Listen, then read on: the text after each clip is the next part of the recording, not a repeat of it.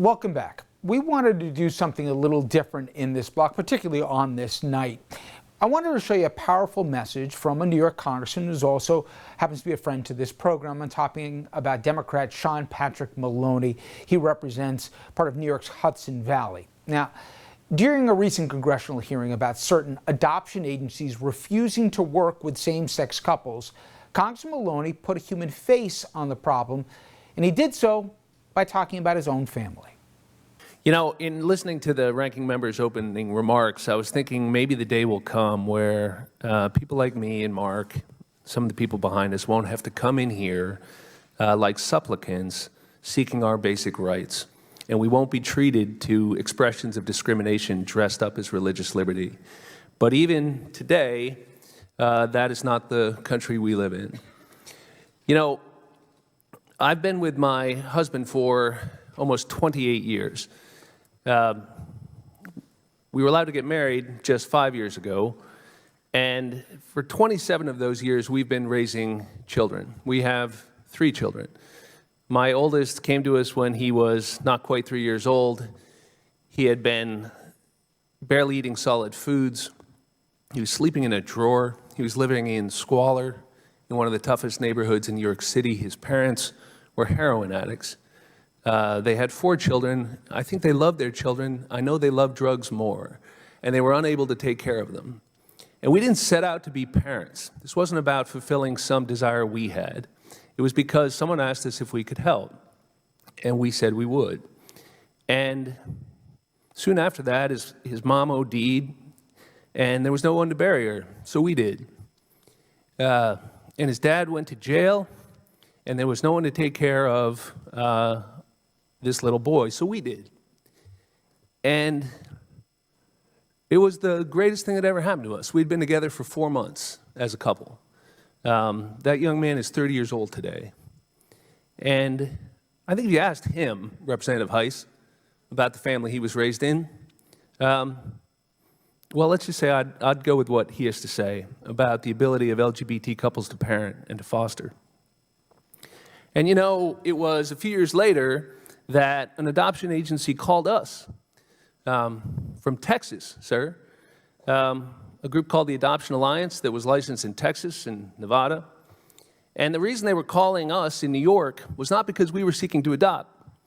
It was because they had learned in the 1990s that there were certain types of kids who were not going to be adopted, where the circumstances of their birth, through no fault of their own, obviously, was difficult or confronting for traditional adoptive parents, where there were issues of HIV or rape or incest, sometimes mixed with concerns about interracial adoption. And what these adoption agencies learned, to their credit, was that there were LGBT couples in cities like New York who would say yes to these children. Not as an alternative to the straight couple that was going to raise them, as an alternative to never being adopted, because no one was going to adopt these kids.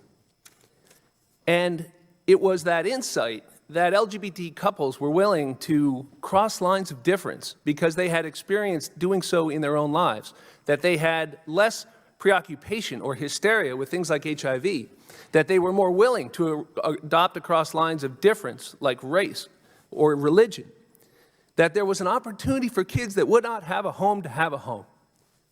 And so it is because of that that on January 10th, 2001, I learned of my oldest daughter, who had been born just 5 days earlier. We had no intention of adopting. That she had been born in Texas to a United States military member, to the granddaughter of a United States military member. Her mom was 14 years old. She didn't even know she was pregnant. She was playing basketball and complained of cramps and delivered the baby when the doctors thought she had appendicitis. And they called us because no one else was going to do it. And so 13 days later, my partner and I were standing in front of a Texas judge at 8 o'clock in the morning before his docket started, and he said, "Are you fellas going to raise this child?" And we said, "Yes, sir." And he finalized the adoption on the spot. No rescission rights in the state of Texas. 13 days after that child was born, she was home in New York with 2 loving parents, and that child is 19 years old today and a freshman at John Jay College in New York. And she's a beautiful young woman. And she would not have had a mom and a dad. So you keep having them, and we'll keep raising them, is the way we felt about it. Did she deserve a mom and a dad? Yes, she did. But she also deserved people who loved her, who were going to raise her.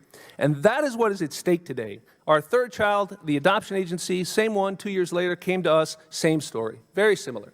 They sought out LGBTQ parents because they knew they would adopt when others wouldn't. So the point is when you allow people to discriminate against those couples, you deprive children of good moms, dads, families who are going to love them.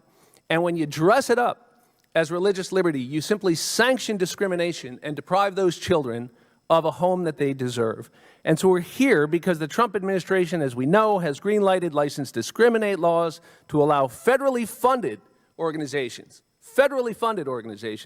to discriminate against adoptive and foster parents who don't share the organization's religious beliefs, and that means also LGBTQ parents and people of other religions won't be able to adopt. And those kids are the ones they're going to lose. Hundreds of thousands of kids who need foster parents, who need adoptive parents. That is the collateral damage that will ensue if we allow these discriminatory practices to occur under the guise of religious freedom. Our only goal when providing child services should be looking out for the best interests of the kids. That's all that matters.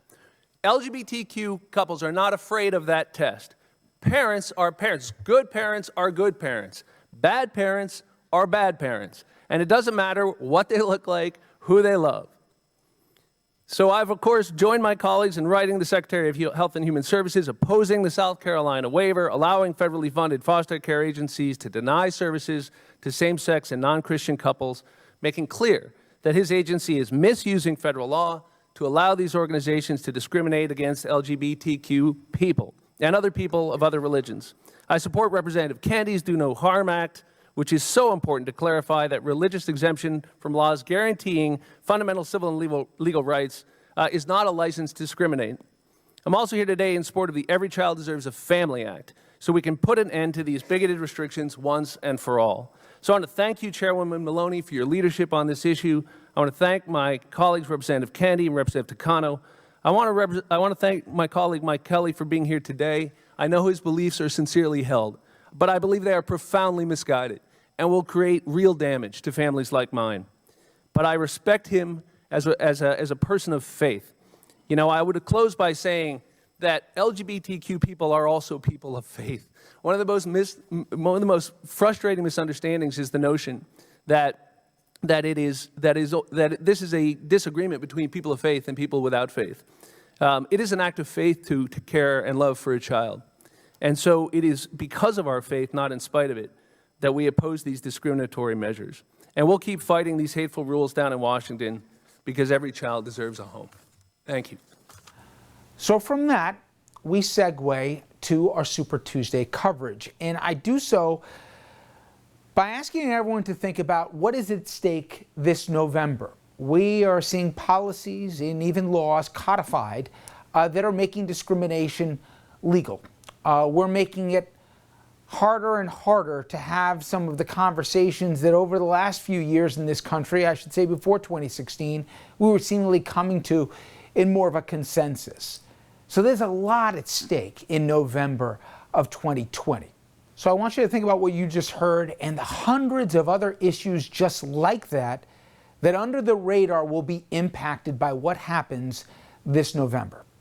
And to that end, when we come back from break, we'll continue our Super Tuesday coverage, and we'll be speaking with a strategist who worked on both Hillary Clinton and Barack Obama's campaigns. He'll weigh in on the rift within the Democratic Party and how he sees tonight turning out.